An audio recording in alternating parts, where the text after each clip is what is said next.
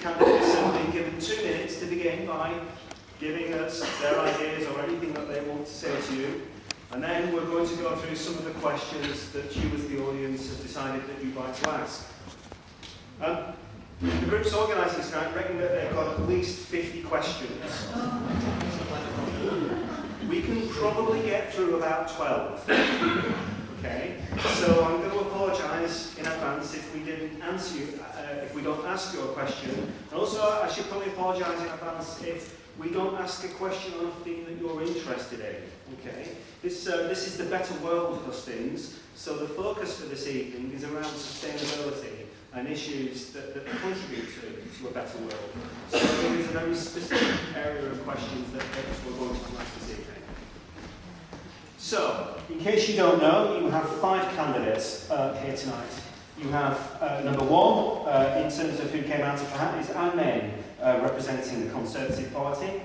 Secondly is Chris Wright, representing the UK Independence Party. Third is Kerry Pollard, representing the Labour Party. Fourth is Sandy Walkington, representing the Dems. Sorry, Chris, I said you were second. Chris is number 5. I'm doing a bad job as your chair. Sorry, Jack Easton, representing Greens, is number 2. So let me say that again. First is Anne May. Second will be Jack Easton. Third will be Kerry Pollard. Fourth, Sandy Walkington. And fifth, Chris Wright. Okay? So, could I just introduce, just before we get into full flow, just a couple of housekeeping points. Yes. Is this a good point for me to interrupt? I think it is. Excellent. Thank you very much indeed for coming along this evening.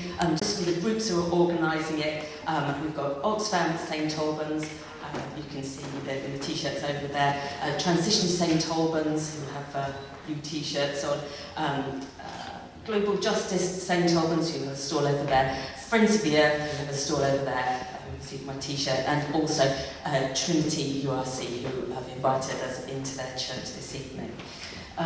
Toilets, there's a toilet just as you came in and another one down here, and if anything dreadful does happen, you need the fire exits. You can see there's 3 marked with the green signs here, just make your way to the closest one there. If you could switch your phones to silent, but if you'd like to tweet about this evening, you're using the hashtag #SAHust. I think that's about it, and back over to you, Carl. Thank you very much. And one final bit of housekeeping. We're going to go until 10 o'clock. We're not planning to have a break, but we are filming. And about halfway through, our cameraman at the back will need to change the battery on his phone. So you'll get probably a minute or a couple of minutes halfway through to gather your thoughts for the second half. So you've heard enough from me. I'd like to begin, and I'd like to begin with Anne May. Good evening. My name's Anne May, and I've been the MP for the last 2 terms. That's 10 years for St Albans. I have a particular interest in animal welfare and environmental issues. In fact, some of you might have seen my leaflet. I think I'm the only one that's put aid and trade and poverty reduction in my campaign leaflets because I'm very concerned about it. In the last Parliament, I have introduced a bill to stop the live transportation of horses. I undertook to scrutinise all the aid being spent in an area like Bangladesh because I'm the chair of the all-party group. And indeed, after the Rana Plaza collapse, I led an all-party group over there to see if we can get ethical garment trading so that we're making sure we're not getting our garments in the high street on the back of the poor. I'm a keen supporter of the preservation of cetaceans and was a member of Greenpeace and also was on the Marine Conservation Zone setup that we had in the last Parliament in 2009, and this government's introduced some marine conservation zones to protect our wildlife and ecology around our coasts. I think it's important that we have CCTVs for animals that are being slaughtered in our slaughterhouses, and I've also made it that I would like to see the banning of illegal dog breeding and making sure that we have our EU partners coming up to the higher welfare standards that we expect for our own British farmers to use, such as the higher welfare standards for the pig farrowing crates. I think it's important when we give aid, as I said in my parliamentary leaflets I'm giving out, that we make sure we scrutinise it. Too much of our aid is going to fat cat bodies and is not going to the poor. I was pleased scrutinising the aid budget that we managed to remove innovation as one of the criteria, which meant we weren't necessarily buying mobile phone apps for slum dwellers, which was one of the projects, but refusing well aid to be able to develop wells and clean water. I've worked with BRAC and Site Savers to ensure that we've had cataract operations done. I've gone over to see that happen in Bangladesh, where we're one of the biggest bilateral donors. I've supported the bee pollinator strategy, and I'm pleased to see my B that I met here before, and I can see we've got 10 seconds left, so I'm sure some of you will ask some questions on this, but I think it's important that we do scrutinise how public money is spent and make sure we get the best bang for our buck and more for the world's poor.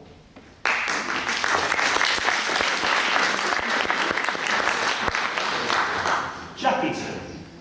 Good evening, and thank you to the groups that put on this evening. I begin with a quote.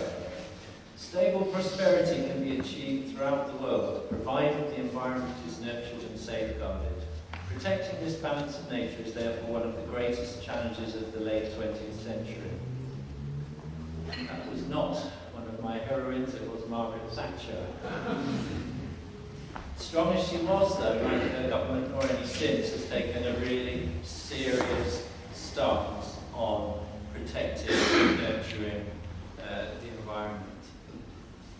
This evening's Evening Standard includes an article from the Defence correspondent reflecting on the tragedy that is unfolding in the Mediterranean as Libyan refugees flee.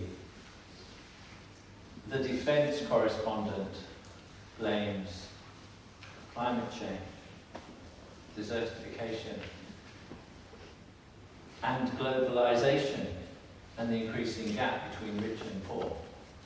Surprisingly, and I don't wish to make light of this, for a defence correspondent, he neglected to mention the military intervention in Libya, which also helped, of course, to drive the breakdown in that society and the migration that followed.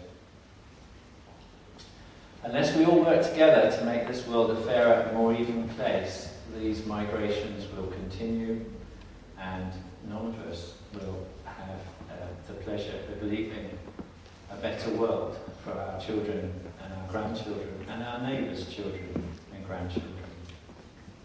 We won't get there by building new runways or fracking. We need hope, and I hope you see that hope in the Green Party committed to fairness.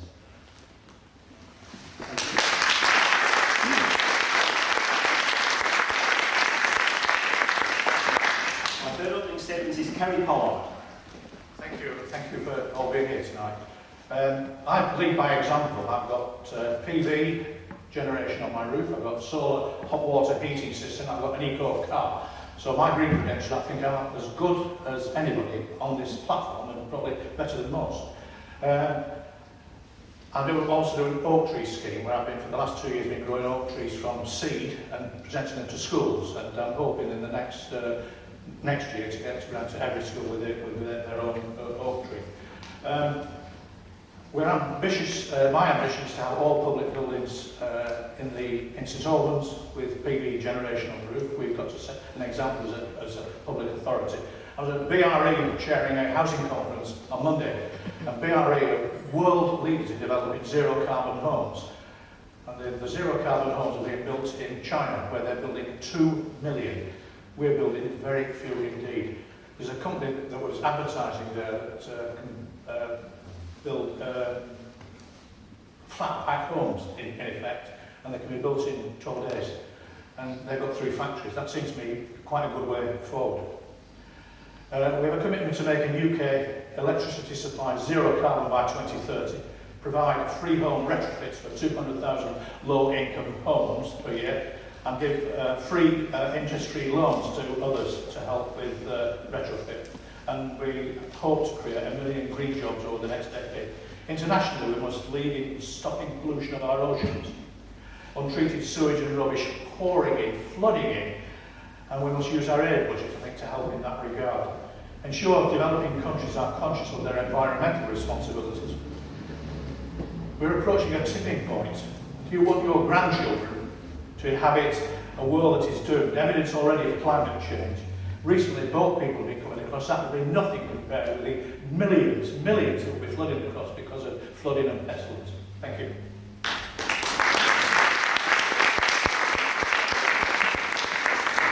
Our fourth opening statement is from Sandy Wilkins. This is, we were trying to work out how many of these hustings there have been already. It is quite a few, so we learnt to listen to the sound of one another's voices. And last week it was the churches together, Hustings at the Abbey. And I said there that the question, I mean, I've been a lot of talking on doorsteps, and I said there the question I hate most on the doorstep is when people ask me, what's in it for me? And I always say to them, that's not the question to ask. You've got to ask, what's in it for us? Because us includes me, but it's also the elderly couple down the road, both in their 90s, and she's got Alzheimer's and he's her carer. It's the family over the road where the teenage daughter had an incurable cancer and they're being torn apart with all the implications of that. And then I threw in at the end, and it's also about wretched people crossing the Mediterranean on a leaky lifeboat. And of course I just had no idea when I said that last week that we would have the appalling tragedy which is now unfolding. And it does seem to me, and I agree with Jack, it's a game changer. It's an absolute game changer. And we need to rediscover that word compassion. It's all very well going through statistics, but actually these are human beings. When I was at university, Idi Amin kicked out the Ugandan Asians. And I remember as a student going and spending a couple of days at a set of prefabs, just cleaning them up, whitewashing them, because that was where people were coming to the particular town where I was studying. So all I want to say is, at the end of this election, please vote for the politics of us.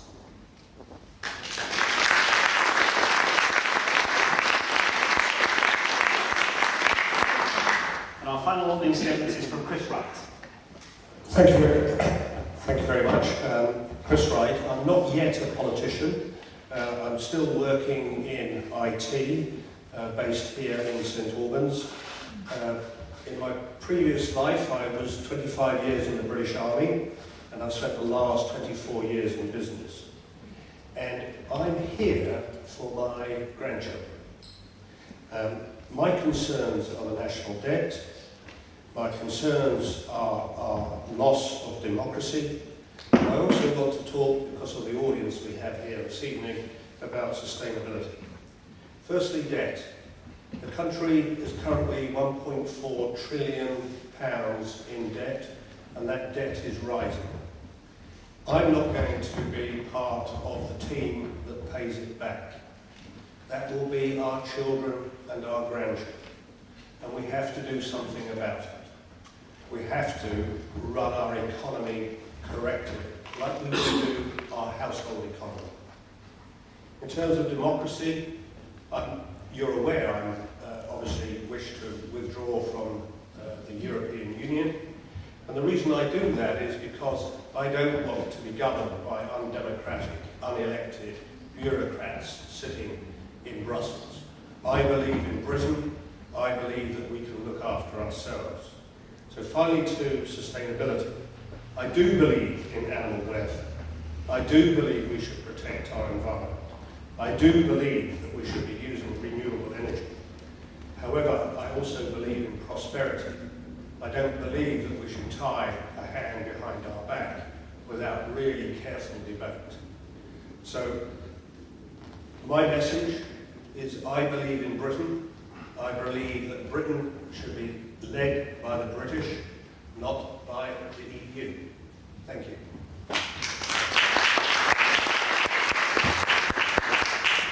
Okay everyone, so you've heard opening statements from all of the candidates, and I have a sheaf of questions in front of me. So I'll read the questions out. I'll give each candidate 1 minute to give us an answer to the question, and I'll come back then to the questioner to give the questioner an opportunity to come back to any of the candidates, and let's see where the discussion takes us. So the first question I have is on behalf of Friends of the Earth. Is anyone, particularly from Friends of the Earth, going to be coming back? Have you nominated anyone to respond to the candidates? That will be it. And you are? I'm Sarah. Oh, Sarah. Okay. So Sarah's question, or Friends of the Earth question, candidates, it begins. Just over 3,000 households in this constituency live in fuel poverty. What will you do to ensure that all homes have a good level of insulation so as to reduce their energy bills, but also their carbon emissions? Now, Anne Main went first last time, so I'm going to suggest that this time Jack Easton goes first. Thank you, Sarah.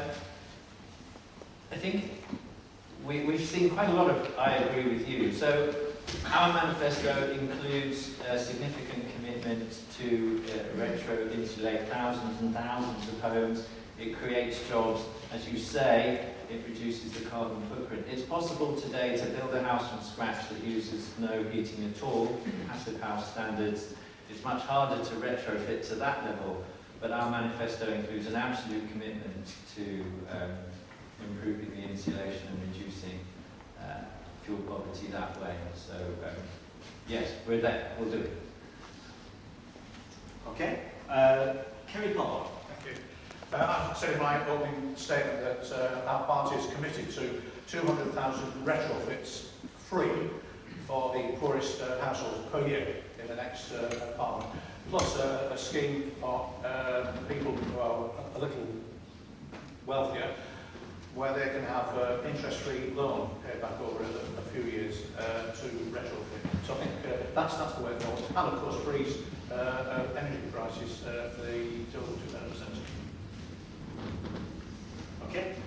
Sandy Wilkinson. Well, first of all, this government, and very much under the initiative of the Liberal Democrats, actually has done an awful lot already in this, and over 1 million homes of people of lower incomes have had insulation installed. And that's something that partly came through the Green Deal, but actually also through some pretty tough regulation on the energy companies that they had to deliver this to their fuel-poor customers. It doesn't mean, you're quite right to highlight, there's a lot more to go, and St Albans has a particular problem because of the nature of its housing stock. And in fact, we were once told that we were the second highest carbon footprint of any community in Britain. I'm not sure how they chose the communities, but we were second to Winchester.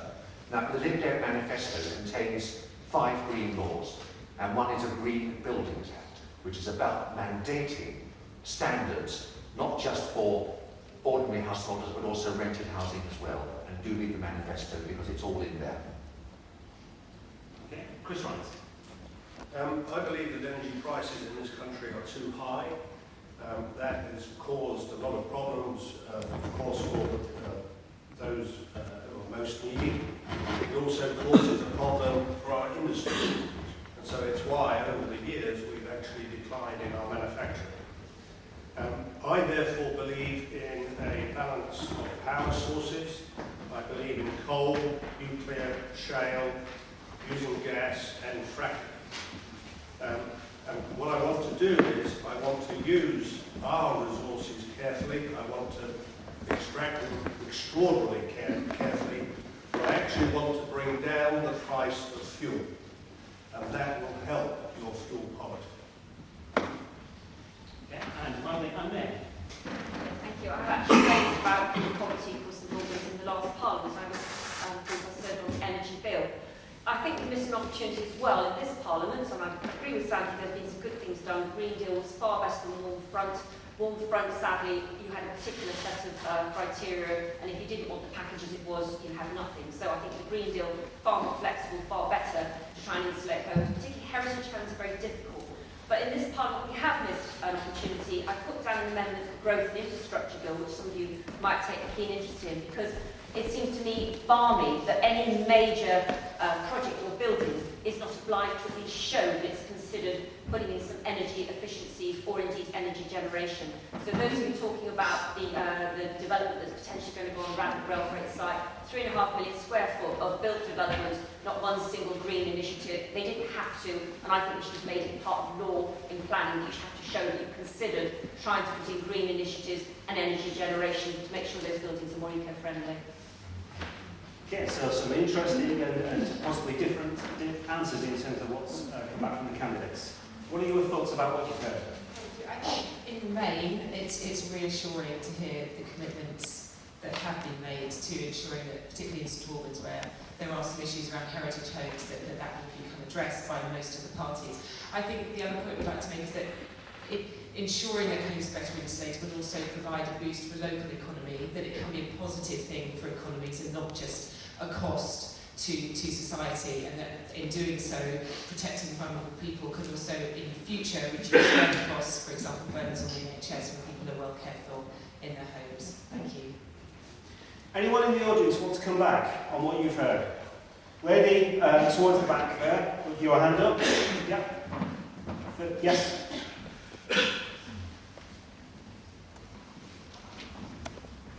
I actually do work on energy policy and fuel poverty amongst other essential services.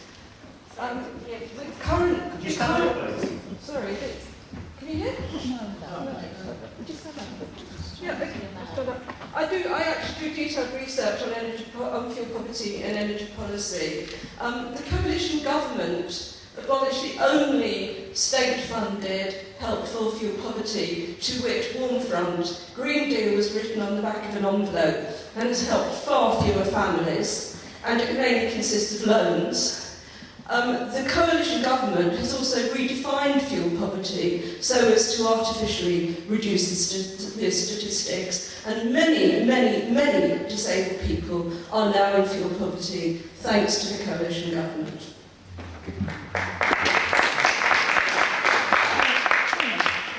Sorry, can I just ask, have you got any solutions that you'd like to see in terms of fuel poverty? Yes, I'd like to see a proper state-funded, I think as Jack Easton said, a proper state-funded, home by home, street by street, community by community, energy insulation that doesn't favour the well-off, combined with proper regulation of the energy companies, which again the coalition government has fought against, together with proper help for people who live on benefits and hardly have anything to live on to pay their bills. Okay. Would anyone else like to? Okay, the lady here was the next person, fourth row back. Sorry, Richard. Yeah. Just about Green Deal. Working for a smaller contractor, the implications of actually putting the Green Deal so we could carry out insulation in the houses was you just couldn't do it. It wasn't practical for a small company to do, and therefore it's the gas board and the larger, really large companies that have benefited from it, because the administration is so unwieldy that smaller companies can't do it. Okay, and then there was a gentleman, if you just pass the microphone forward.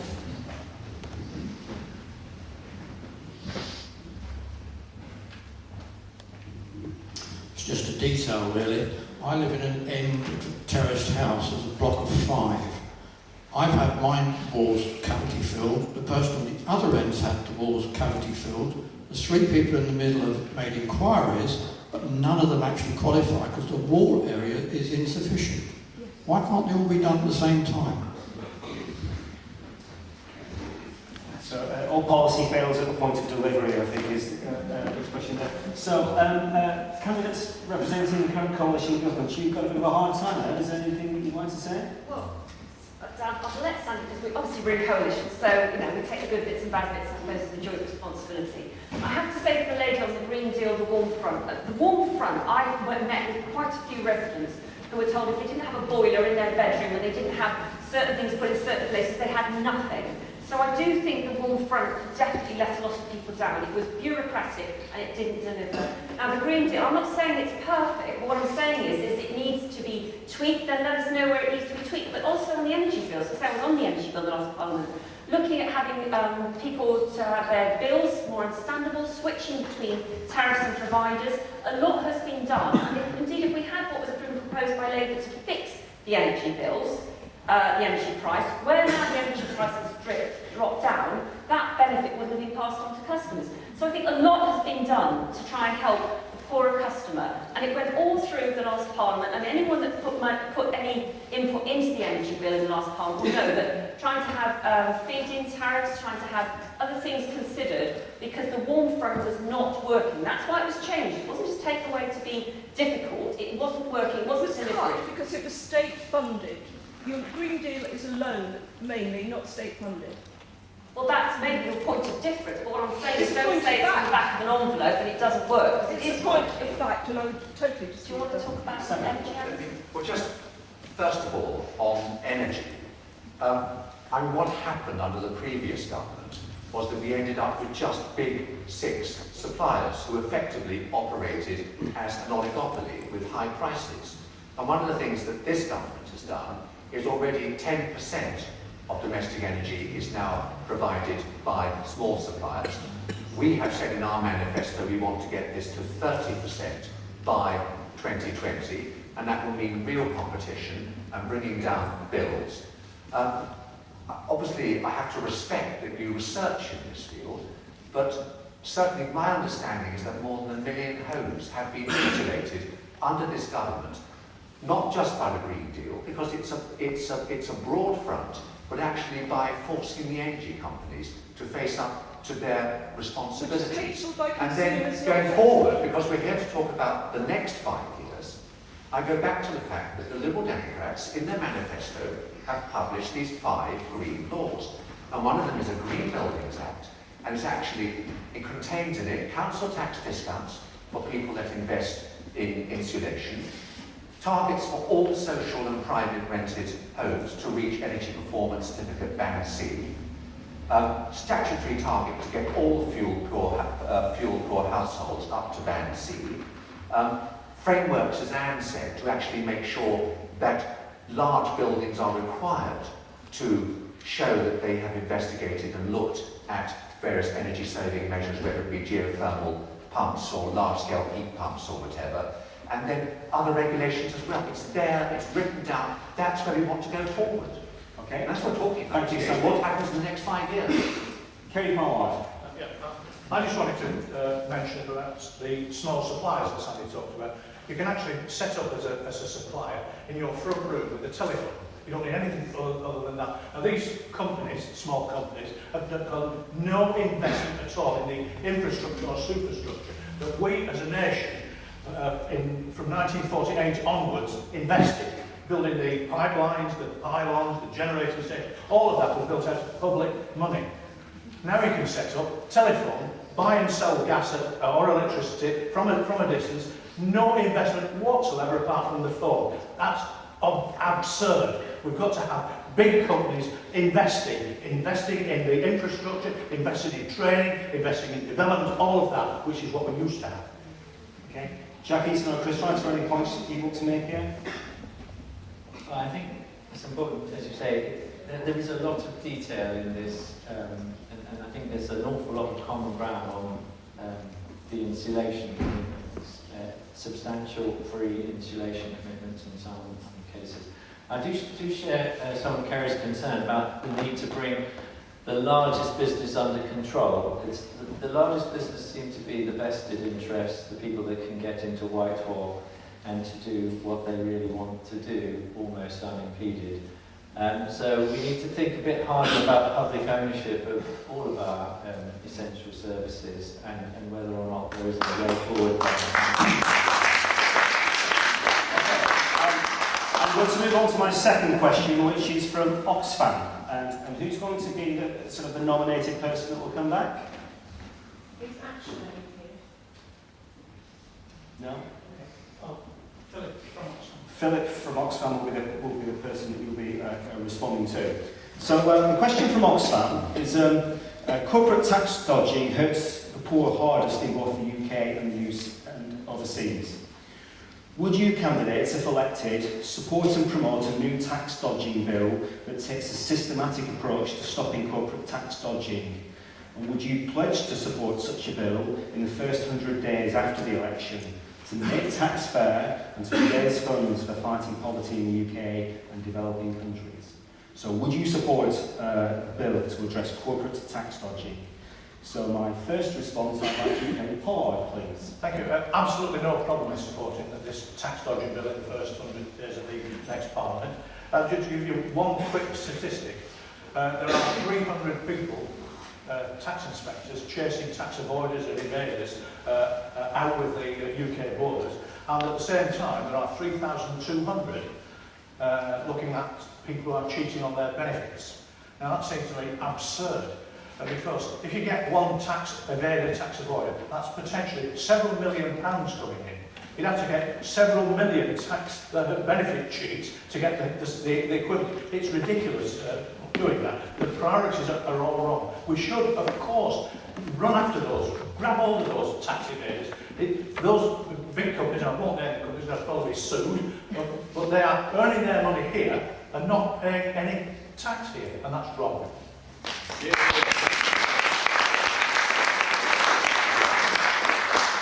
Sammy Wilkinson. Look, a lot of people wrote to me about this, and I wrote back and said, I absolutely support the principle of this bill, because it is disgusting when large organisations and large corporations just dodge tax. And when you read about Apple sitting on the cash mountain that it's got, which it can't even get back to its shareholders in the US, because the US would tax what is there, and therefore doing all sorts of games like they're buying back shares, because that's a way that they can actually do it as cheaply as possible, and it's scandalous. The issue is coming up with a bill that works, and so that is the challenge that we would have to set ourselves. So Philip, totally agree with the principle. The challenge is that the world is full, and these companies have very, very smart accountants. So the challenge is to come up with a bill that actually does the business. But I'm totally in favour, and we've already passed a general principle of anti-avoidance to make sure that companies actually have to demonstrate that they are seeking to pay the full proper amount. Thank you. Chris Rice, what would you do? Well, my answer to the question is yes, Philip. I think what we need to be careful about is tax evasion and tax avoidance, because a lot of large corporates are within the law. They are working with the government to minimise their tax bills, and they are doing that quite legally.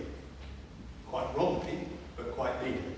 So I believe that we should have a tax scheme that taxes their turnover, and UKIP will introduce that within 100 days if we're in power.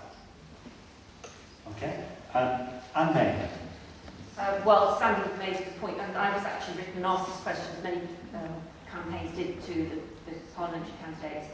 And I said, the principle, yes, I'm in favour of it. The 100 days, I think, may well be totally unrealistic. Because let's be honest here, we don't want to catch people who are declaring gift aid. We don't want to catch people who say ISAs. We want to make sure that the bill is actually tied up to catch the people, I think, that is behind this question, which are the rich global corporates that are declaring themselves in other countries so they don't have to pay tax over here.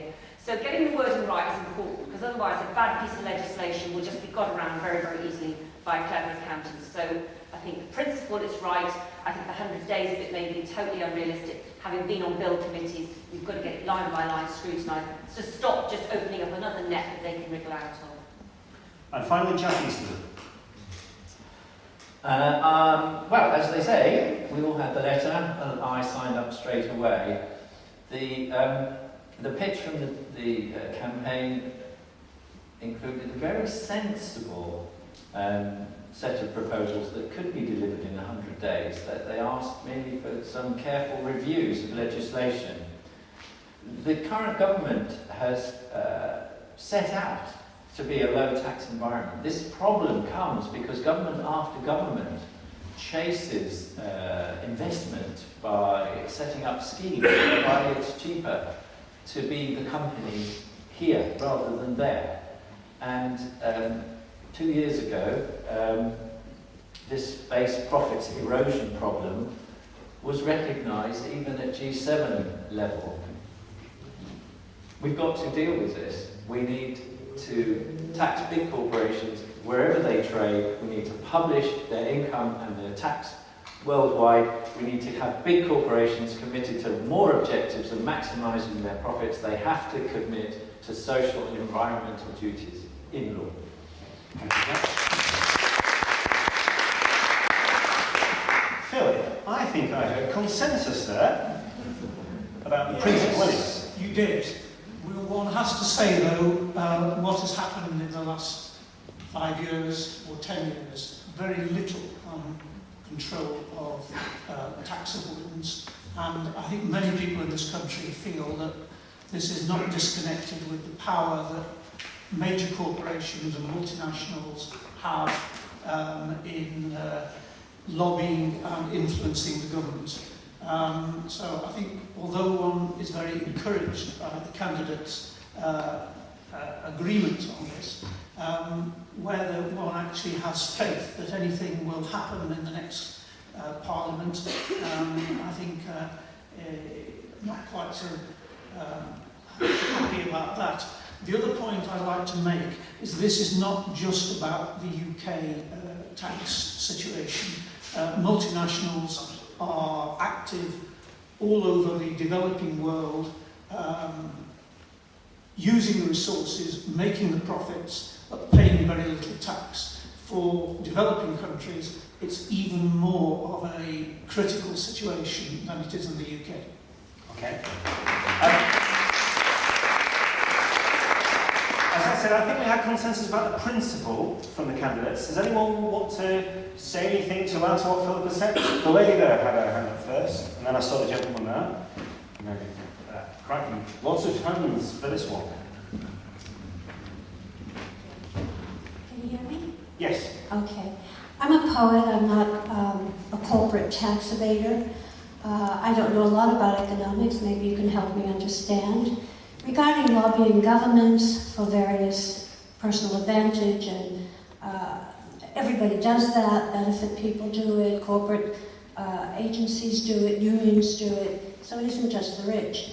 I'm not rich, but I wonder, doesn't increasing or going after corporations affect competition? Doesn't it disadvantage the successful? Doesn't it even show envy? I am taking this from a different perspective. I don't know all the things that a lot of people here seem to know about economics, but it seems to me that when people are successful, produce jobs, employment, which then provides more taxes for the government through the workers as well, that why is it that the rich, the successful, are always damned when everybody lobbies the government, everybody seeks their advantage, and a lot of people lie? Okay. Gentleman here on the second row, please. Thank you, Philip. Thank you very much. There seemed to be consensus, as you mentioned, but what about government support for HMRC? I seem to remember hearing a Radio 4 programme in which these matters were looked at, and there were complaints from the staff of HMRC about their reductions in staff, the lack of funding they get, the general attitude of turning a blind eye to the whole area of tax collecting in general.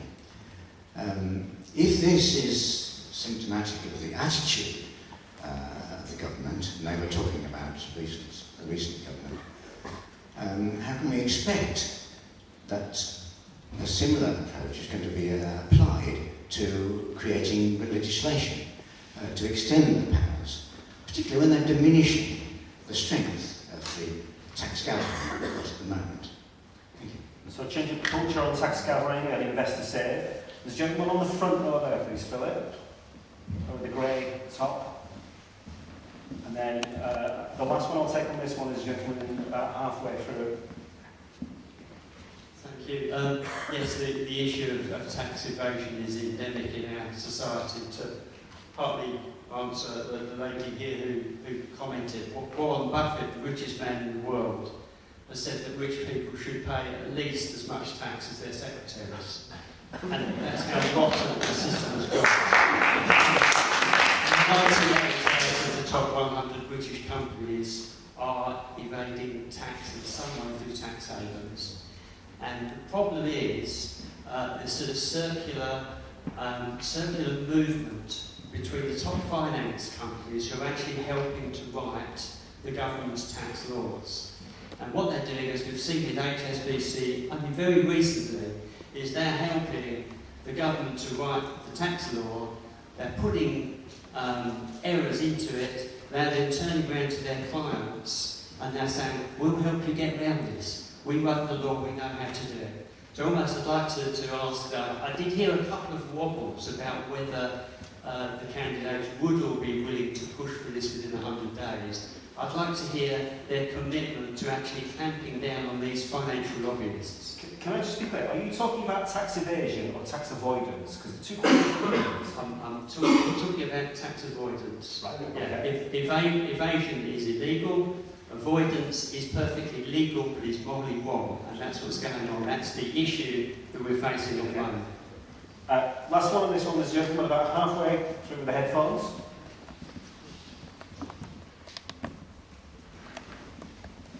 Hello.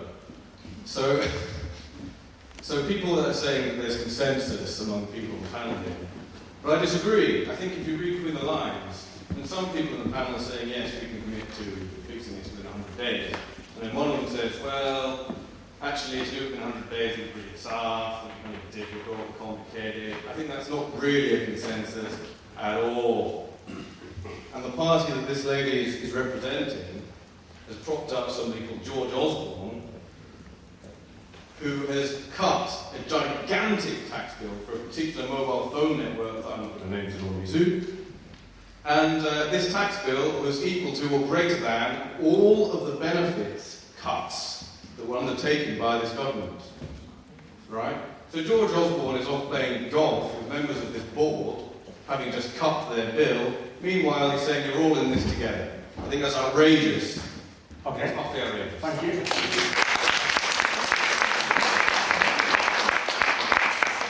Sorry, did you say Vodafone, sir? I did not. But I was alluding to a large mobile phone network. Beginning with B.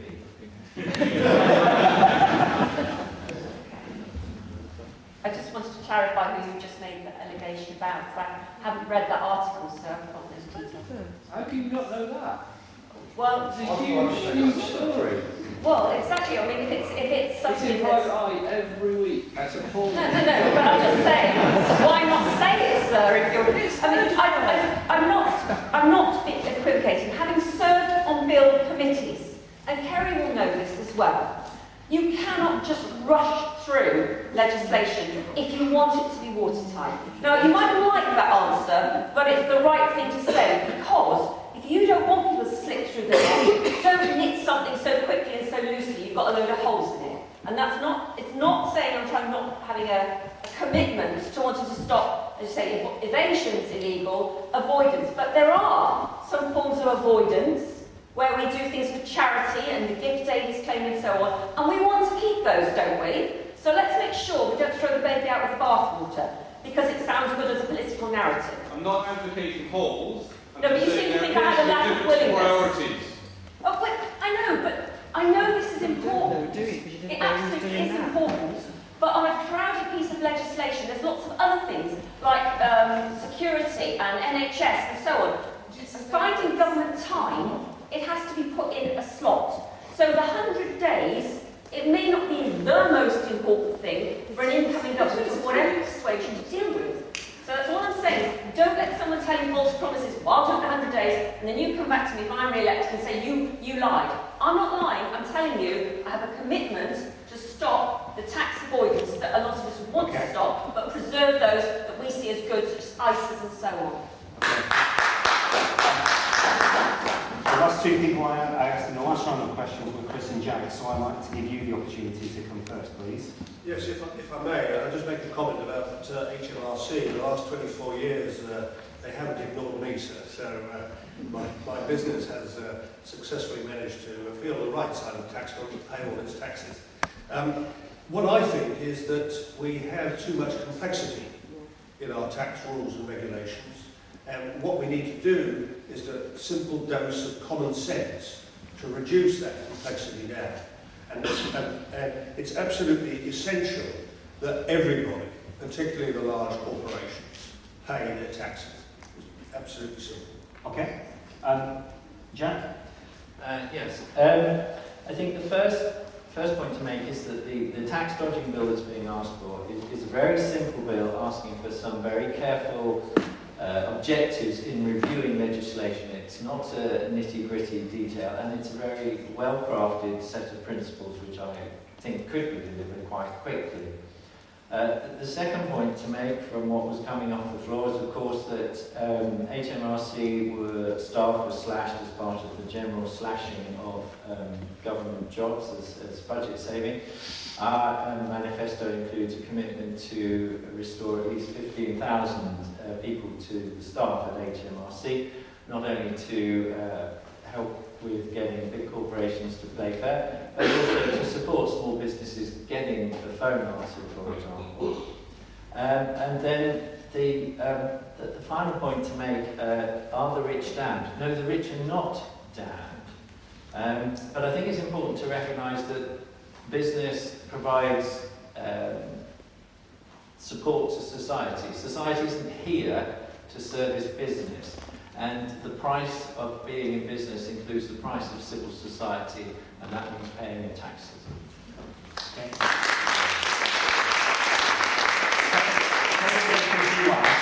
Primarily because Sandy is first in the next round of questions. Sandy, do you want to answer anything here? Well, just first of all, can I say that not all large companies are evil monsters? Because they're not.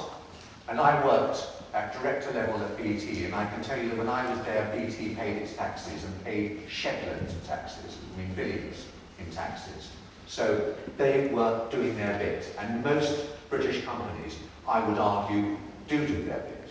Now, the problem is the multinationals and all this business like coffee shops where the Costa Coffee or whatever pays a huge license fee for the right to operate, and it goes to a company in Luxembourg or something, and that's the nonsense. That's what we have to stand on, and somehow get a situation where you look at where the business is being carried out proportionately and say that's where the tax should go.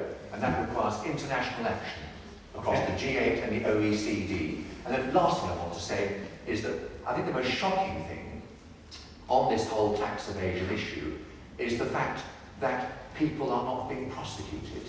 They're just patted on the head if they pay their money. No one shoplifts and just says, oh, I'll hand it back and then I won't get charged. So there's a cultural thing here which has to be tackled. People have to be seen to be paying for what they've done, which is theft from all of us.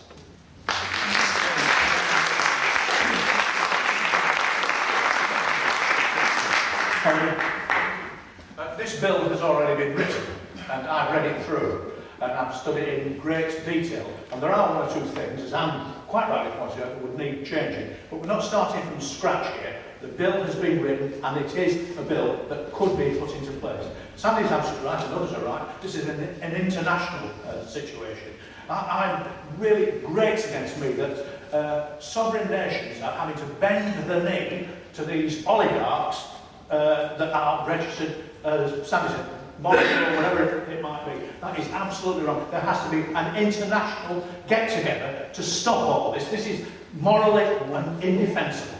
These are getting away with absolute murder. If somebody cheats on housing benefit, their feet wouldn't touch the ground, they'd be in prison. And that's what should happen to these chump shysters.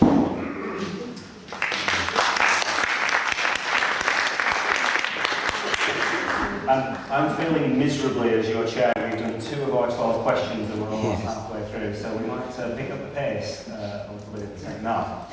Our third question. This is from Transition St Albans. So who's going to represent Transition in coming back? And you are? Gail Jackson. Hello, Gail. So, candidates. 97% of scientists agree that man-made climate change is real. Many of the public deny it or ignore it. What would you as candidates do as our next MP to move the issue of climate change up the agenda at Westminster, but also in St Albans as well? Sandy Walkington.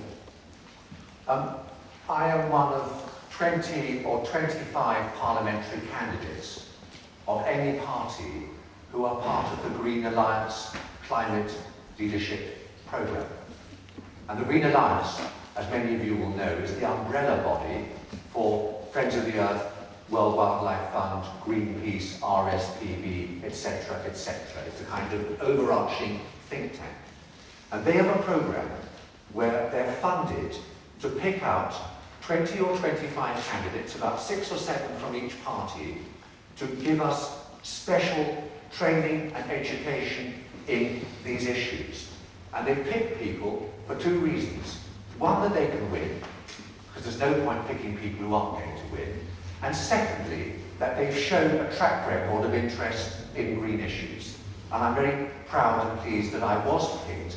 And we spent a day at the Royal Society in London with Sir Brian Hoskins in the morning, leading us through the latest science of climate change. And then in the afternoon, working with technologists and venture capitalists about what we should do to actually build a sustainable economy. Thank you. So that's... Thank you. Chris Wright. UKIP sits probably in the 3% that you're not the 97.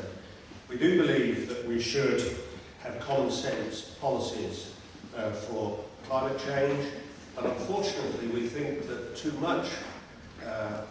many of the policies rather have caused our energy prices to soar and made us uncompetitive in business, and also rising your household energy bill.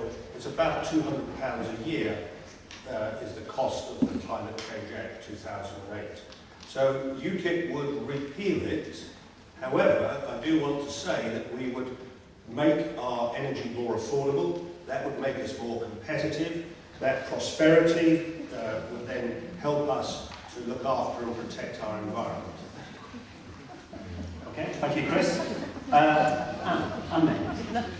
Well, as I said, I did try to get an amendment. It's something I'd like to go back to see that if you have large infrastructure projects, I think they should be absolutely obliged to show that they've tried to put energy efficiency in there, and indeed other things such as reuse of grey water. I also read the Minister about GM crops. I'm quite concerned about the use of neonicotinoids on the pollinators. I know the pollinator strategy here. If we don't have plants to help maintain our soil condition, we're going to have a real big problem. As chair of the All-Party Group for Bangladesh, I've been over to Bangladesh on 5 occasions.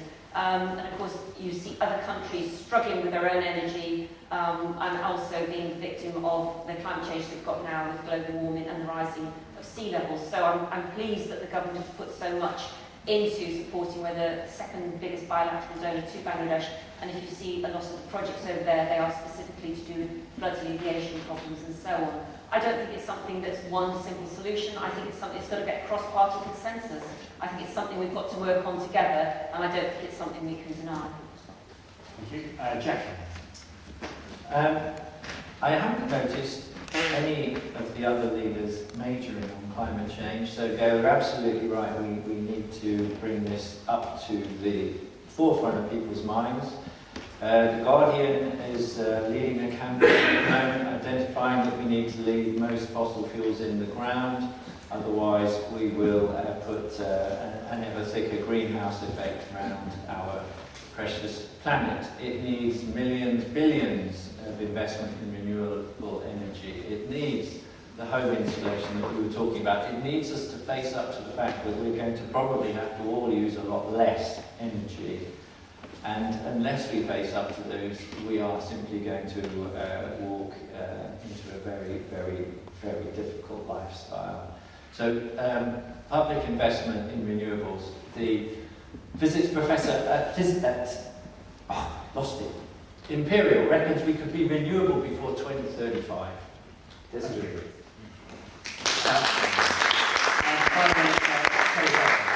Thank you. There's evidence already of climate change. There's been 2 typhoons in the Philippines that they've never experienced before in the last 2 years. We must move away from dependence on fossil fuel. There is no doubt in my mind about that at all. And some years ago, when I was a chemical engineer, I was involved in making, from methane, making protein. It seems to me that's what we should be using our gas for, to generate protein that can actually feed animals. And that was 25 years ago. I don't see much evidence of that being in place now, but that's the kind of thing that we need to do. No reliance on fossil fuel. We've got to move away from that. That's pouring CO2 into the atmosphere, and that's what's causing the rise. And we'll see nothing compared with what in these boat people coming across. What we will see, there will be millions of people coming, escaping floods pestilence and all of that. Okay. Action now. So, going back to Gail from Transition. Gail, have you heard anything particularly inspired you that you think is going to move climate change up the public's agenda? I heard two candidates talk about the issue as if it was important, and that was Kerry and Jack. It's this, from Transition St Albans' perspective, this is the most important thing that we have to deal with currently. If we don't look at the issues of climate change now, and we don't convene people, both in your political roles at Westminster, if you're lucky, or here in St Albans, we have nobody else to do this except people on the ground. And the reason why people on the ground are doing more and more, to reduce our dependence on fossil fuels is because we lack any politicians who are making this issue something that should be primary, and something you need also to inform us about. You have a much bigger role in this issue than most of you, except for Jack and Kerry, discussed. But Sandy talked about going to a conference, and Anne May talked about Bangladesh again. I don't understand that. You should be feeling some passion here about trying to help us deal with this issue. For example, the refurbishment station, which I've just been criticised about in a letter in the paper last week. I've been really supportive of the refurbishment of St Albans Station because they're now putting in, they've got 1,100 bike racks there, they're actually putting in a cycle repair and so on. And somebody actually went to the paper and said, why is she championing that? And the point is, if you're going to cycle to work and you may need to have your bike firmly and securely located and also repaired, why not? Why not encourage that? And yet people sneer at it. So, you're damned if you do and you're damned if you don't. You mentioned Bangladesh, but you go see those people over there and really believe me, they are something we should be concerned about. They're reaping the reward of all the dirty fossil fuels that we've used in the past. They're now the ones that are suffering. So I'm sorry you don't care about Bangladesh, but I do, and the British government. That's outrageous. Because your government wants fracking to go ahead. And so it's not about your personal views, Anne, it's what you represent. Okay, Sandy, you were keen to come in as well. Well, it wasn't a conference I went to. The whole point is I'm part of a programme. And it's a programme that will continue. And if I'm elected, they will continue to actually make sure that I am leading the charge on these issues. I first got involved in these issues back in the 1970s. It's been a long time. You ought to know, Gail, that actually I've made sure that county council moves towards transition, and I've actually provided funding for it. Climate change, you're quite right, is the biggest single issue we face. And the point that I was making is that actually I'm part of the Green Alliance Climate Leadership Programme. It says, it means what it says on the tin. And that's what I should be doing when I'm in Parliament. Thank you. Jack, you were keen to come in? Yeah, I think, I hope the point Gail is trying to make is that we have a certain amount of concern, we have a certain amount of tidying up afterwards, we have a certain amount of small-scale encouragement in the right direction. But on the other hand, we still propose to build new runways at Heathrow. We still propose HS2 just to get to Birmingham 20 minutes quicker. We actually propose to frack. We have to put it right to the centre, and we have to put all our other policies behind mitigating climate change. Well, I'm very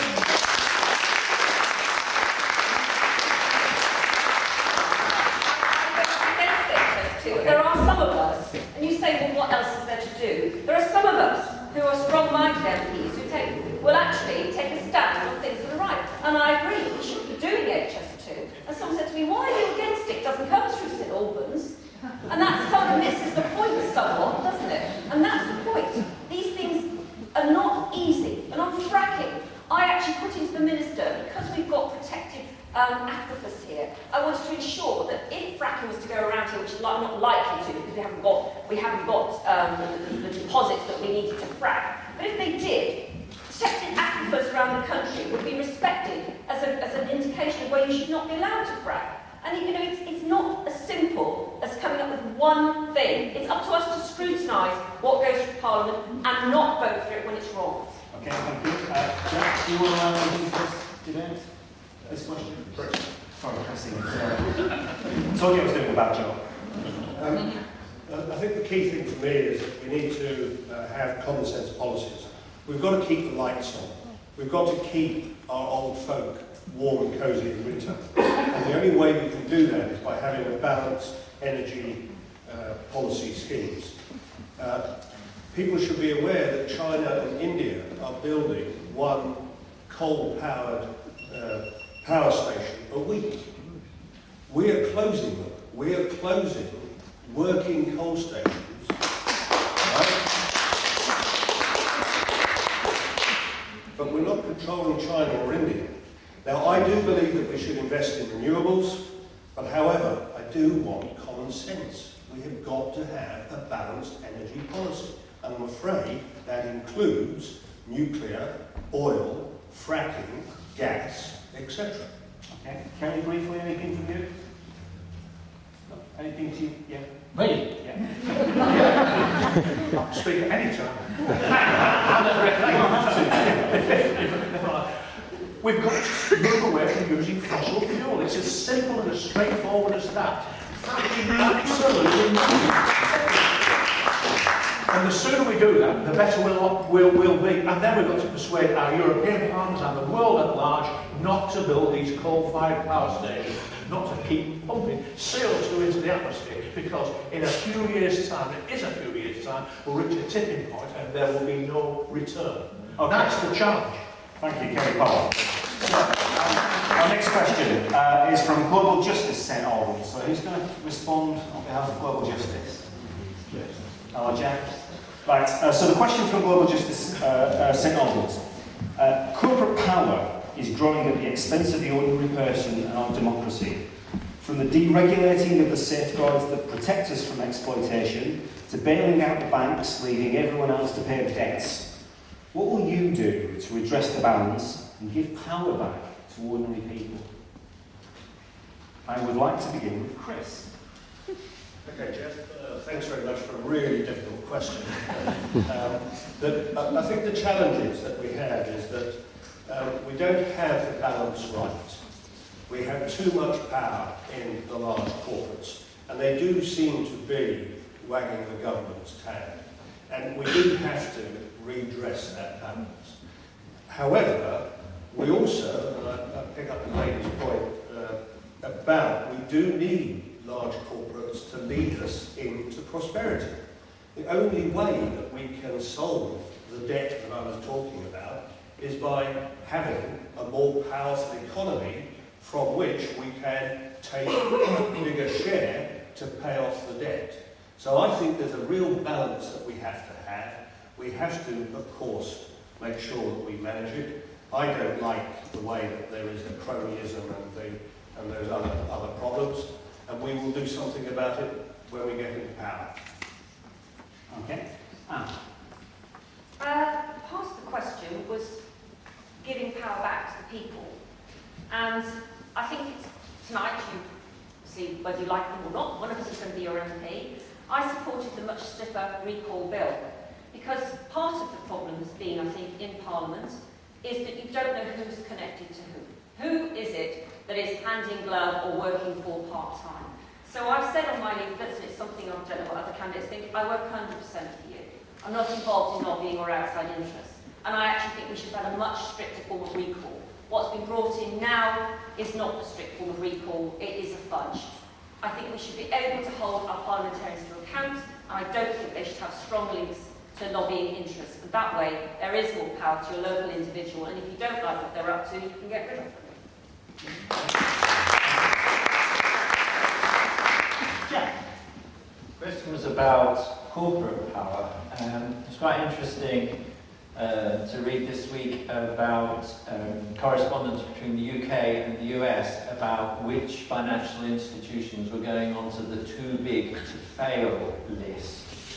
The priorities of global governments being to preserve the financial system. The way forward is, of course, to make sure nobody is too big to fail. And we do, therefore, need to work towards a more modern environment where people cooperate on a project and move apart again. We do not absolutely need global, fighting against global to be the biggest. We need to reduce the size of corporations. If you localize economies, you get nearer to it. We need the tip band so that corporates are subservient to democracy.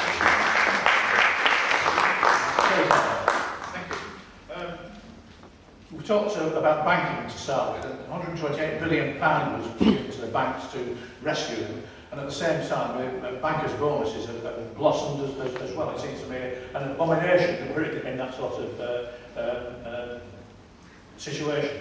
Our party's practiced devolution when I was in Parliament to Wales, Northern Ireland and Scotland. That seems to work quite well. And now there's talk of devolution to the regions, and that again seems to me a good thing to do. You've got Manchester as a huge region there that is self-generating itself, and George Osborne, to give him credit, has said that he's pleased to devolute, if that's the right term, to Manchester, and that's good news. And the same should be done to the north east and the south east and everywhere else. Devolution. Okay, Stanley. Yes, I mean, I said earlier that we have to break up oligopolies and we have to open up markets and allow more players so customers have more choice. So that's one part of it. Strong regulation is another part of it. Demanding transparency so that what companies do can be exposed and put under the spotlight. With regard to the banks, and we all took a massive hit as a result of the recklessness of bankers. And I'm very sorry, I mean, there's now talk about selling the shares back to people at a discount. Frankly, I'd be much happier, be far better, if the shares were just given equally to every single citizen in this country, because we've all taken a hit, we've all suffered, we've all lost out. That would be a far better way, and there's a Lib Dem MP who put forward a proposal for that, and I think that would be a much better thing to do. Why not just nationalise them? Then we all... Why not nationalise telecoms? I think effectively... They were ours, but we lost them. They were stolen from us. Effectively, and all the other nationalised industries that we have. Why not do that? Why not have a bit of socialism? Those are the problems that we discussed. Okay, so can I solve them? I think one of the time is something public ownership. Can I just finish? Because I was rather interrupted there. Just to finish, and the last thing is actually we desperately need profound constitutional and political reform. It's PR, it's devolution, it's giving power. Power should come from you up to government, not government condescending to give you things. That's where it starts. It starts in this room with individual citizens, and we have to get back to that.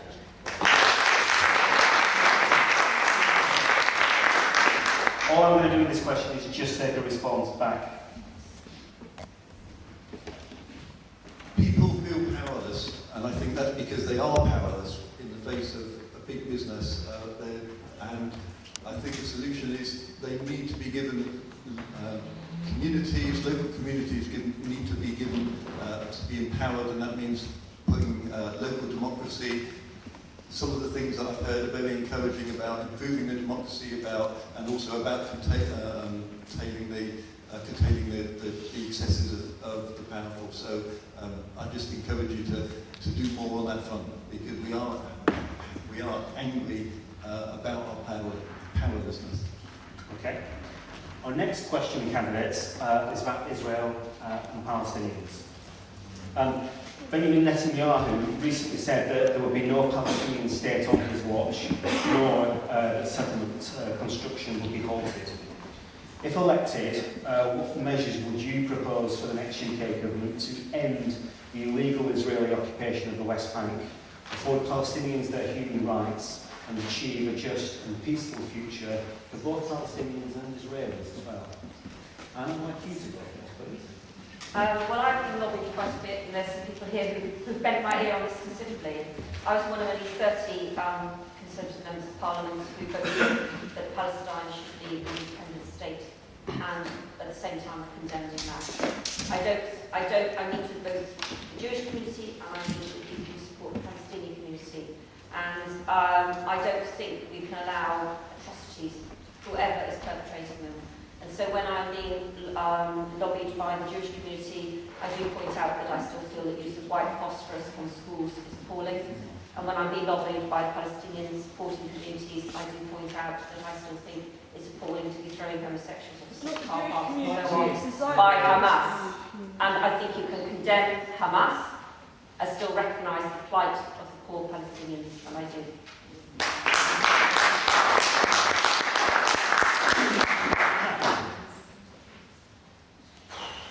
Well, we are talking about some very deep-seated and very entrenched feelings, and I am no expert on this area, and I have not visited the area, but it seems to me very clear that only a two-state solution can work. It seems to me very clear that the UK and other governments should be working very, very hard indeed to get these parties to talk through to a solution, and as I think of a universal agreement here, to move away from trying to win arguments by force. You don't win arguments by force, you just force people to fight back.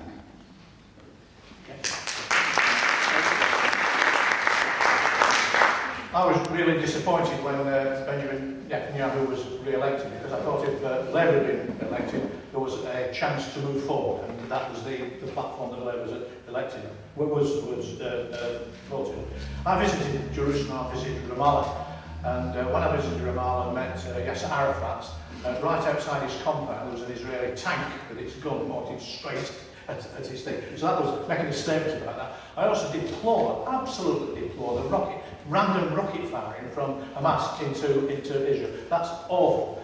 This has been going on for decades now, and I'll give you one quick story. I met a young man in Jenin, a camp I visited.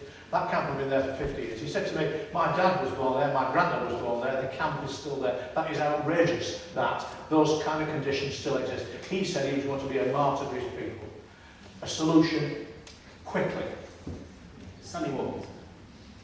Like Kerry, I've been to both Israel and the West Bank, and I found it a very moving experience. And we have a moral responsibility here because of the history of Britain's role in the Middle East.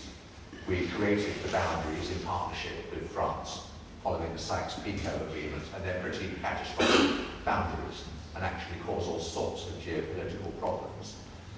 We have to somehow get back to the two-state solution. I was dismayed that Netanyahu said what he said. He's rowed back from it since, but the reality is it's clearly what he believes. And like Kerry, I wish that Herzog and Tzipi Livni had actually won the election, because there might have been some hope there. It's going to need to involve land swaps, and I think the Israelis will need to give up more than they get back in those swaps, because they're seeking strategic security and it's worth more to them. And I do agree with Anne that actually I think we're at the stage where we have to recognise Palestine as a state.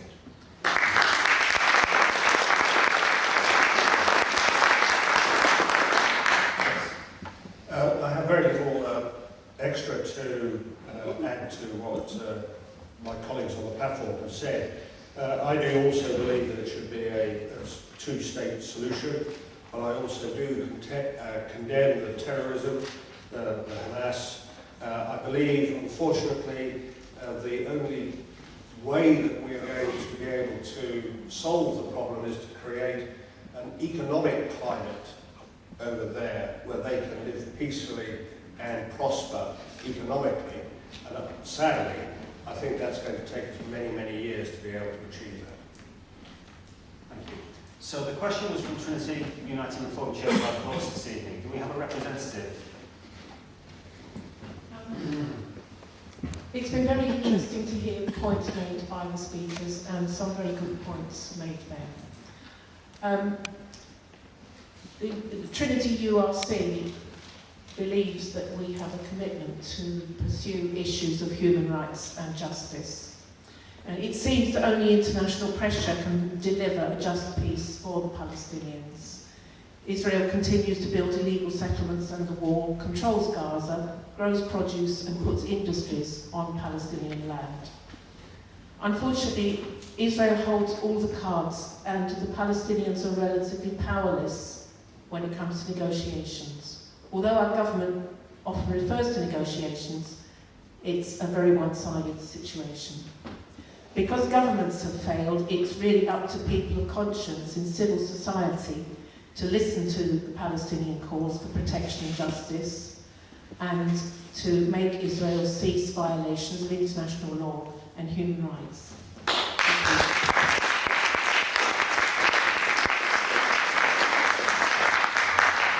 So, panel, our next question is from our first-time voter at this election, from Siobhan, from the One campaign. Siobhan? Okay, so Siobhan's question, candidates, is how would you help to help the millions of people living in extreme poverty in the UK and abroad, and how would you make sure that the UK's aid budget pulls the most people out of poverty? I'd like to begin with Joe. Right, well, it's a hugely comprehensive question. I won't throw the manifesto at you, Siobhan, but a lot of it is working in that direction. In the UK, we need a living wage. We need a benefit system that's there to support people, not penalise them for missing an appointment. At the aid level, we need to increase our budgets, and we need to, and we commit to increasing it to a full percentage of our government spending. And we need, in doing that aid, we need to give it really to civil society in those countries so that they can organise themselves rather than funding pet projects of British or Western companies. It just goes on and on. We also need a free at the point delivery healthcare and all the rest. We need to support our carers with high benefit. It just goes on and on, but you've got to prioritise those in need. Kerry Parker. Thank you. We have to have a living wage that keeps pace with inflation, so that people not getting worse off. I want to give a quick example. I visited Pakistan about a year ago and went up into the outlying districts and witnessed a scheme that was funded by from our aid budget. And this was a scheme to educate boys and girls together. And it was supported by the imam in the villages. Now that might not seem a big thing to do, but believe me, in Pakistan that is seriously Muslim, particularly in the outlying areas, for them to agree that they will educate their boys and girls together, that is singularly good and powerful, really powerful. And if we put our aid into those sorts of issues, that is money absolutely well spent. And I believe that we should up our aid budget, up it substantially, because it's a sound investment all round.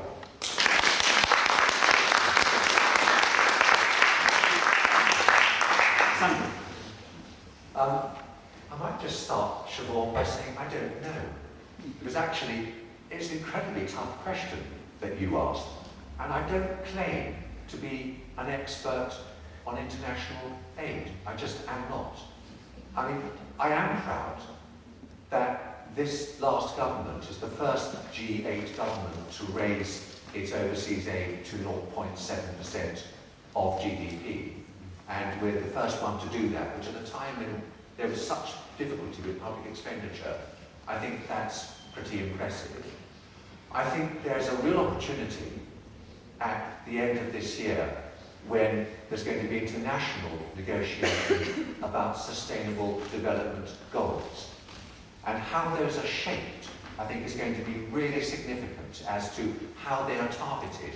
And I hope that the One campaign and other people are lobbying like hell to make sure that those are targeted in ways that achieve the biggest bang for buck and reach the largest number of people. Could I stand here on this platform and say, I know that answer. The answer is I don't, but I'd like to learn. Chris. UKIP would reduce foreign aid, and it's we're proud to say that because of the corruption and the waste, and also what we're doing is we're borrowing that money, we're putting it onto the national debt, and that money doesn't come out of current resources, it comes out of borrowed resources. Lots of it is then wasted, and what we're doing is we're increasing the debt on our grandkids. It's wrong to do that. We need to have proper foreign aid that is looks after those people that need a hand. But it's not a bailout, and it's not a fund that we can pay that can be wasted and corrupted. We're doing that today, and for those of you that were doing it, read about it. I decided that I needed to scrutinise the aid budget because I think all of us want the aid to get to that starving child, that village without water, without sanitation. And I was really concerned that when I went through the aid budget, and if you go onto the ICIA, which was set up actually by this government, and I think it's one of the good things, is independent monitoring of where our aid is going. 1.5 billion was spent on consultants, and 34% of all projects are in red or red amber, which means there's a source of concern about corruption. Personally, I would like to redirect aid back through well-deserving causes such as Oxfam, Sight Savers and BRAC and other good charities that deliver on the ground.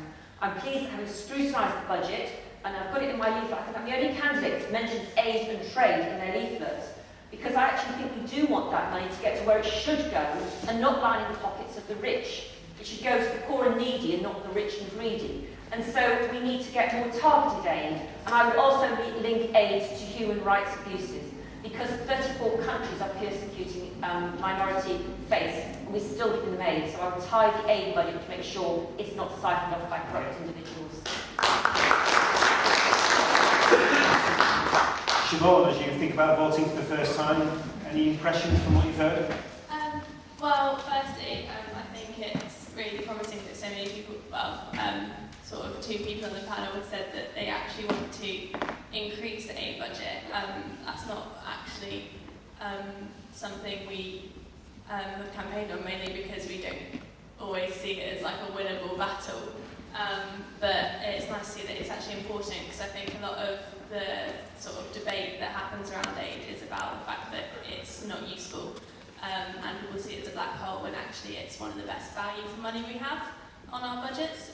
We've sort of educated, millions and millions of children with our UK aid, and it's done a lot of good, and people don't always focus on that.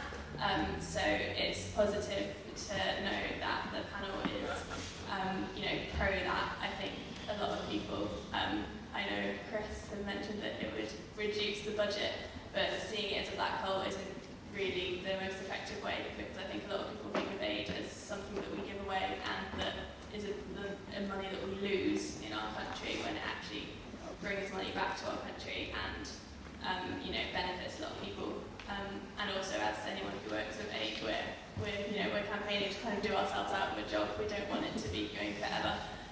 So that's all very positive, and I will vote. Siobhan, thank you.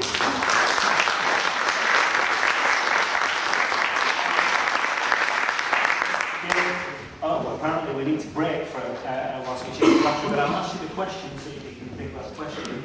Is Roger Distill in the audience? So Roger's question is about young people born and raised in St Albans who want to continue to live here. The young people, for my children, for example, who were born here, raised here, who want to carry on living here, what would you, if they want to have a home here, what would you do to help them have their own home here, given the high cost of housing in St Albans? Very hard. Thank you. I'm very grateful to answer this question. We've got to build more homes, more affordable homes. Genuinely affordable homes. Raise the cap on council borrowing. Take council borrowing out of the PSPR, which means the council can borrow and it's not charged against the national debt. Build homes at no greater than 55% of market rents, so that people don't need to rely on housing benefit. £33 billion a year spent on housing benefits and rising. That's nonsensical. That's money that's just disappeared into the ether. We should be investing that money in building homes. We ought to have mortgage rescue schemes. I was part of a scheme working with Vince Kedley 2 or 3 years ago, called Home Sale, where you could actually go into rent a house for a while, and part of the rent that you were paying went towards a deposit, and after a 5-year period, you could then become the proud owner of the house. So schemes like that need. Sammy Walkington. The Liberal Democrats have committed to raising house building to up to 300,000 a year. I mean, what is extraordinary, we've done a hopeless job, but nevertheless, this coalition government is the first government for 30 years where there are more social housing units at the end of the government than there were at the start. So there was a net loss of social housing under Gordon Brown, under Tony Blair, under John Major, under Margaret Thatcher. We have actually stopped the rot, if you like, and turned the corner. It's a tremendous challenge. Now, we've said 300,000 new houses a year. As Kerry said, we have a scheme called Rent to Buy, which is to allow people to actually end up as owners but by paying rent.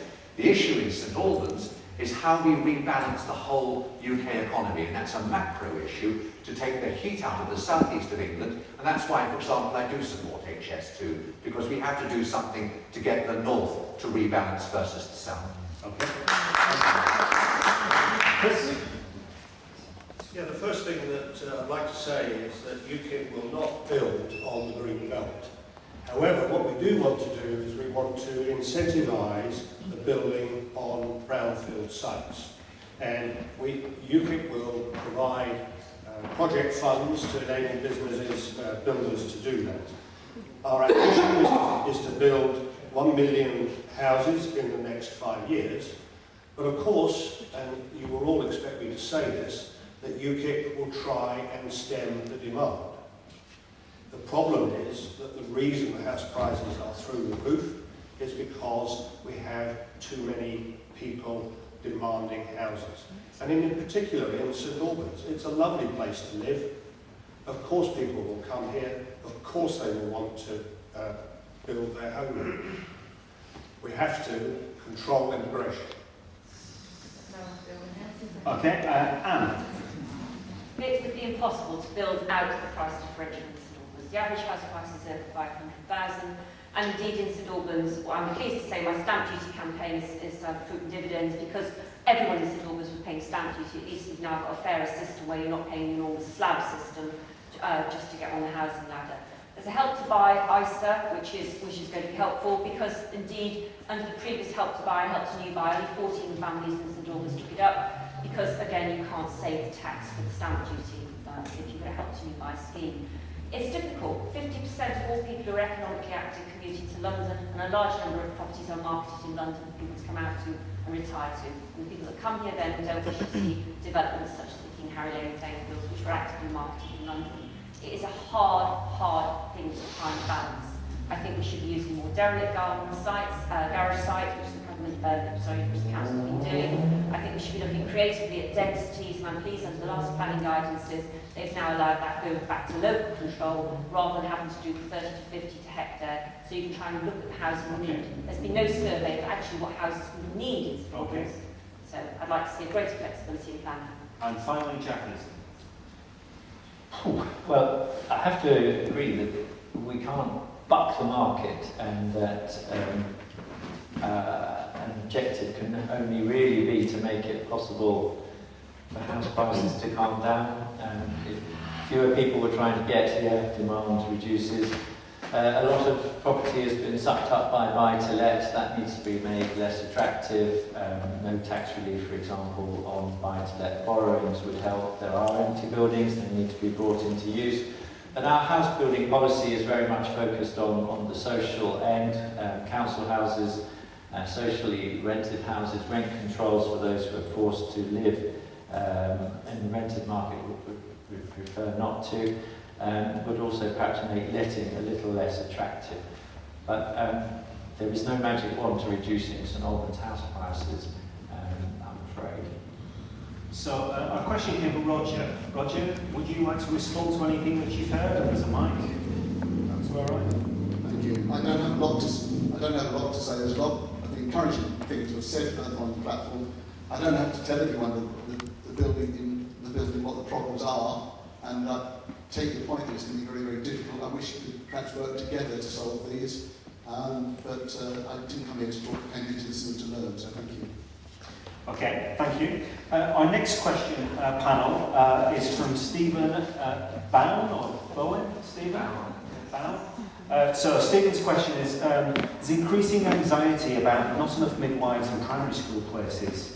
The real problem is too many babies. What will you do, or what will your parties do to stabilise the birth rate to sustainable level? Clean answers, please, panel. Sandy Walkinson has the pleasure of going first.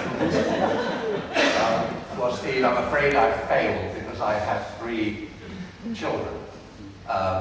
Whether they will go on to produce more children, we wait to see. You and I have talked about this, and I know you're involved in population matters, and I understand the intellectual framework where that comes from. I'm a bit uncomfortable about some of the implications, and for example, actually saying that there will only be child benefit for the first 2 children. I don't see why children should be punished because their parents have decided to have babies.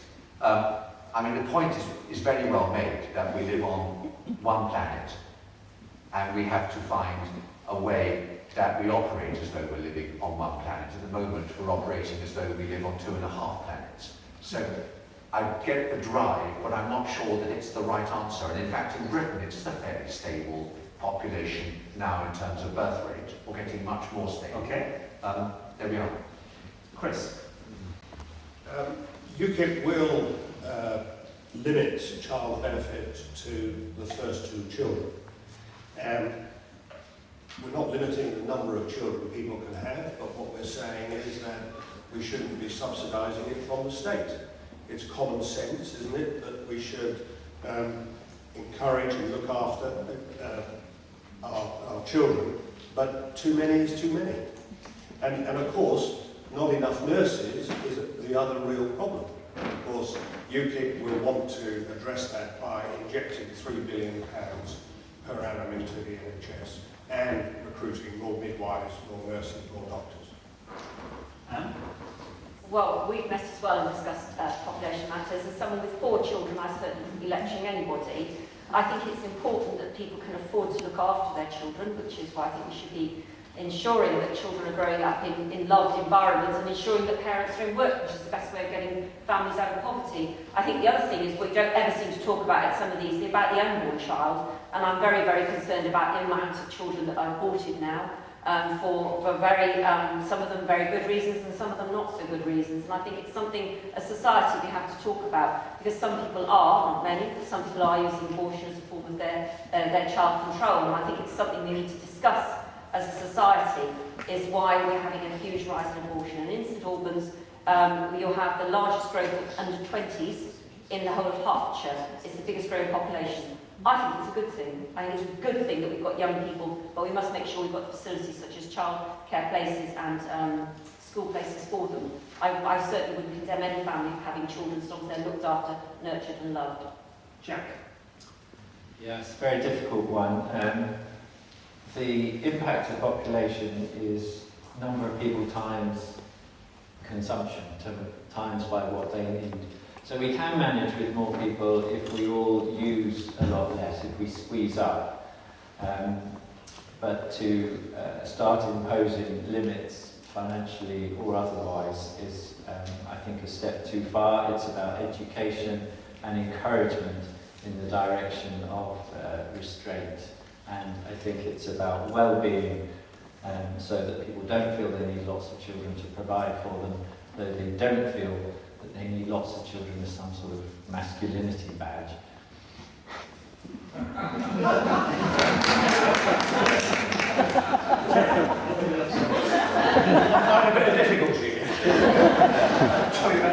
Having 7 children.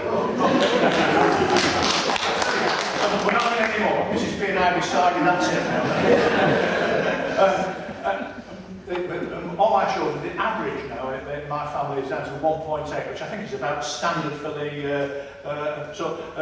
they've learned from my profligacy. I think that's probably the right way.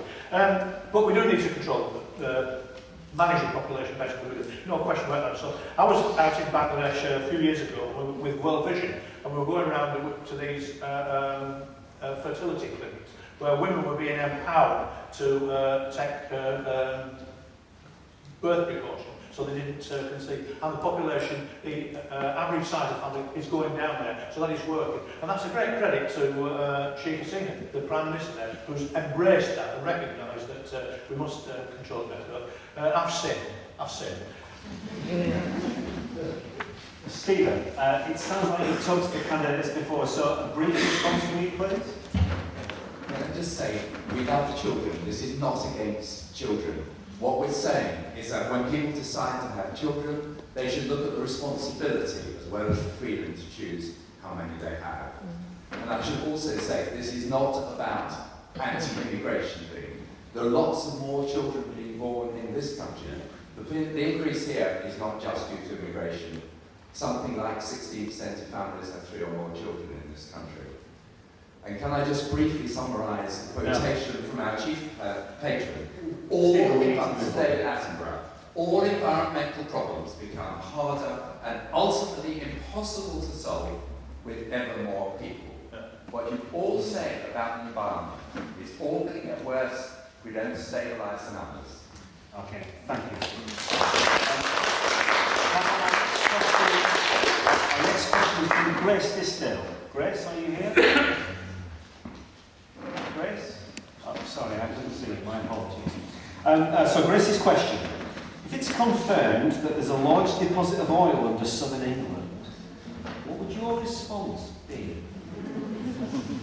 I think this time, Sandy, I have you down first. Well, my immediate reaction is leave it there.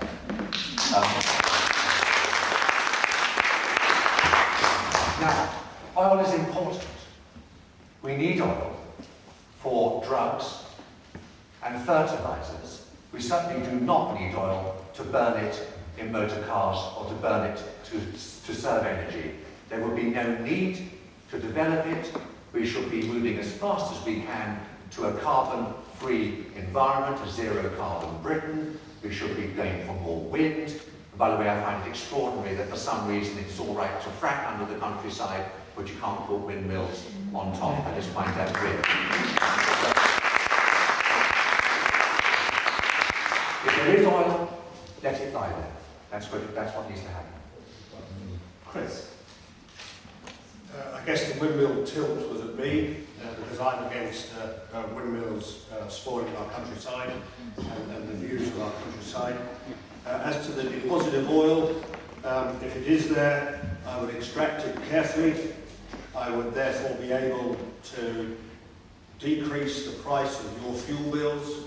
I would be able to decrease the price of fuel in industry. I would make us competitive. That competitiveness would give us more income as a country, and we would solve an awful lot of our ills. Yeah, in the Infrastructure Act, we actually put in 11 conditions, which I voted for. I would say that we have to look at a mixed bag, and probably one slight common ground here. We do need to look at a mixed bag of fuels, otherwise we will have the lights going out, or we will potentially be worrying about getting energy from places like Russia. So I would say that we need to explore fracking in sensitive areas, sensitively in areas, and make sure that we've got all the precautions in place, particularly about advising the local community, particularly making sure that we're not getting pollutants into groundwater and so on. But I don't think it's something you just say, I wouldn't do it. And I was a bit earlier on, we're talking about coal. Of course, it is the policy of, say, the Labour Party to actually bring back coal mining. And I say, I come from South Wales, and I've seen the scars left on the landscape through coal mining. So, you know, we've got to be a bit realistic here.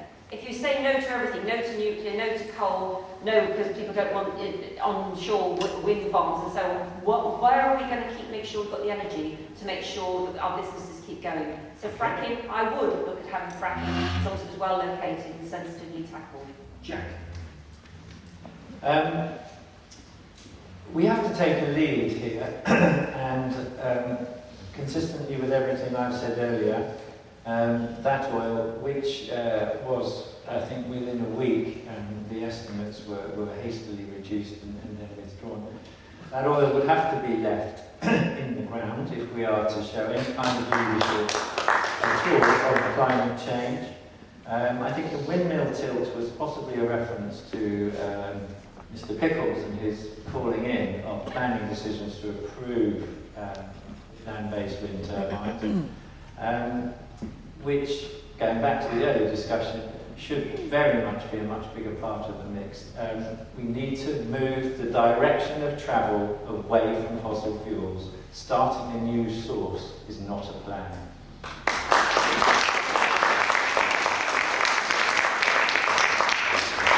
Very hard. Leave it there.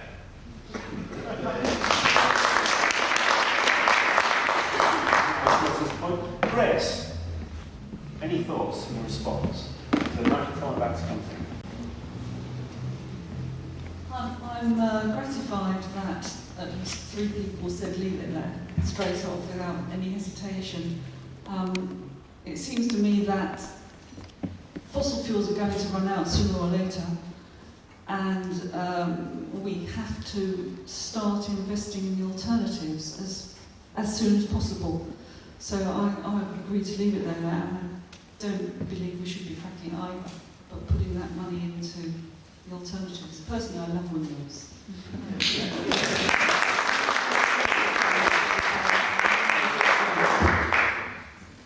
Well, I believe there are many, many other possible sources where we could be investing in research, and I don't think enough notice is being taken because the attention is being diverted by the idea that we can keep going by fracking and keep going by fracking more, and I don't think that that's helpful to the planet at all.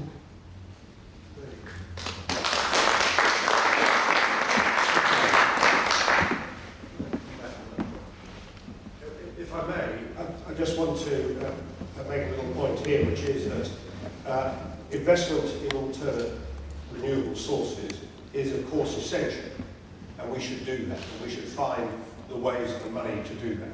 However, what we can't do is just abandon fossil fuels.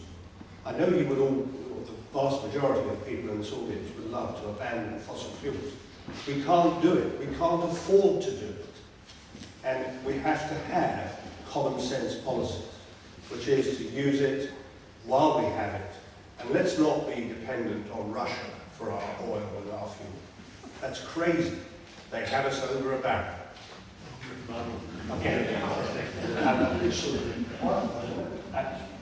Panel, we are now on our last question, which is going to come from Jill Mills. Jill? Hello, Jill. And the question from Jill is, what's your vision for St Albans? Chris, you're first. Okay, thank you, Jill, for that question. It's of course, in 1 minute, I can't really expand anything. What I would like to do is to look after our children and our grandchildren. And I would want them to be aspirational about St Albans. I want them to be well educated. I want them to come out and get jobs. I want them to look forward to a future where they can live here in St Albans. Unfortunately, we've got a lot to do. And of course, what we have to do is we have to do, you know, it's the elephant in the room. And what we've got to do is to eat it one bite at a time. What's the elephant? I would like to ensure that we preserve the wonderful community cohesion and integration that we've got in St Albans. There were some very worrying leaflets that went out over Good Friday suggesting that certain communities were responsible for all the ills of this world, and actually St Albans is a wonderfully diverse community that gets on very peaceably and cooperatively, and I'd like that to maintain. I would also like to maintain our countryside and our environment, whilst at the same time delivering sensitive development within the city centre on brownfield sites, and also improving transport so that St Albans is staying as well connected as it is, so that people keep the jobs. We've delivered the youth unemployment down from 4.6% to 1.2, near zero unemployment, and 1,800 apprenticeships. So keep the vibrant city that we have, diversity that we have, the community cohesion that we've got, and make this a city that we are proud of, and we're not something closing down, pulling up the drawbridge and not letting anyone else join us. Quite simple for me. Clean and green, providing homes for the people who need them, particularly our young people.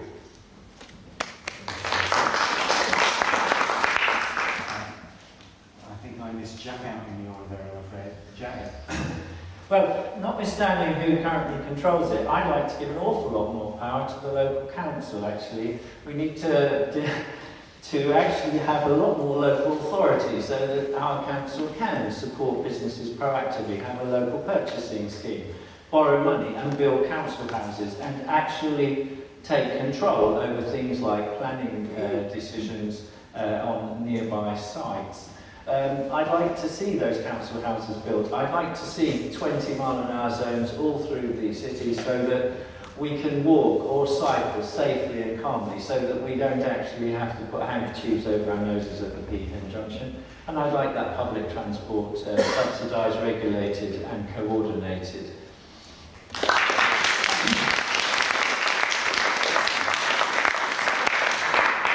I think we all violently agree that this is a very special place, a magical place. I mean, if we just think it's the, first of all, the home of the first Christian martyr, and then the longest site of Christian worship anywhere in the British Isles. I mean, that's remarkable. And somehow we have to hang on to what is special.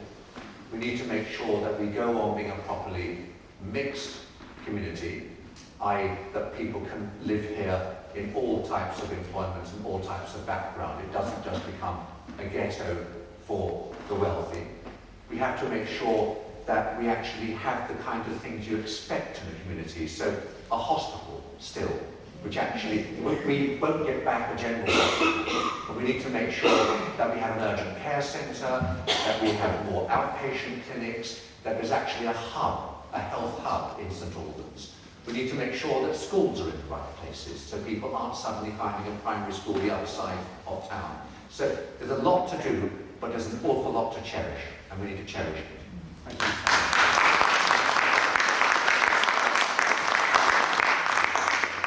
Jill, what do you want to say to the candidates that you want in their vision?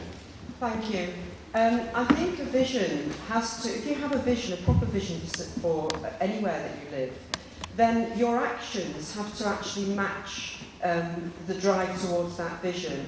And I find that so many of the politicians I listen to, and certainly some of the politicians behind that table tonight, speak up for a vision that they like, a better environment, cheaper housing, more care for elderly and vulnerable people. But they actually regularly, every single day, take actions to ensure that the exact opposite happens. From investing in fuel, whose decommissioning cost more than the national debt every year. They take money from poor people to go into the accounts of people who don't need that money. They take decisions on transport which ensure the exact opposite of what is planned. For example, going up to Birmingham, who in their right mind believes that people are going to travel in increasing numbers on extremely expensive trains to Birmingham, when every single such initiative has resulted in more people pouring into London, commuting because the north-south balance is not addressed. And I certainly agree with Jack about the need for greater local democracy so that we can rebalance the business rates for small businesses instead of the big supermarkets. And lastly, actually a very personal dream I just dream of a place with fewer cars so that children can play on the streets and we can walk around.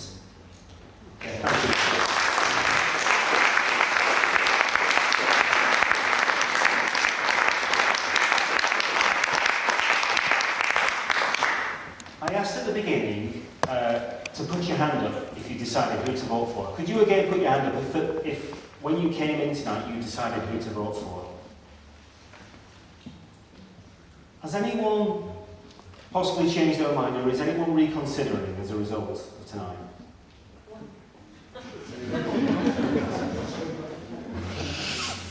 Yeah, I'd run quickly because they're going to be coming after you.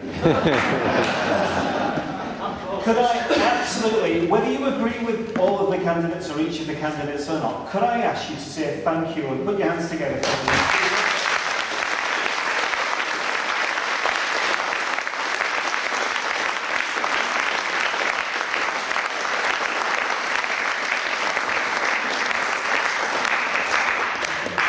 I'd like to thank you all for coming along this evening and say thank you in particular to Carl for doing an excellent job.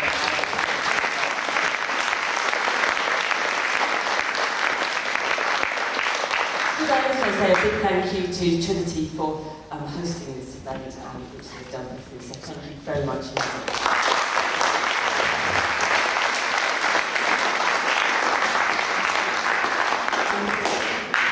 Thank you for having a dream of a better world and for putting it into action by coming along this evening. So thank you.